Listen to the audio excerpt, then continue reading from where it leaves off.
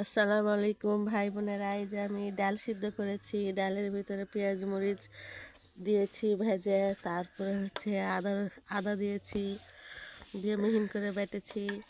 দেখেন, মরিচ পেঁয়াজ ভেজে কি সুন্দর ডাল। এখন আমি এই ডালটাকে এইভাবে সুন্দর করে মুড়াবো। মুড়ায়ে তারপরে এটাকে এখন আমি বেলবো, বেলে পরোটা বানাবো, পুরি পরোটা। এই যে এখন পরোটাটা বেলা হচ্ছে, ডাল পুরি, তারপরে আবার তাওয়াতে দিয়ে ভাজবো। হেই, আসসালামু আলাইকুম ভাই বোনেরা। আমি বেলতে পারবো না এত তাড়াতাড়ি। এই যে দেখেন, ডাল ভরা পরোটা সাথে 4-5টা হতো তখন শেখতে ডাল লাগতো। ভরা পরোটা। বাড়িয়ে দিতে আস্তে আস্তে করে বেলা, অত পারাপারি নেই।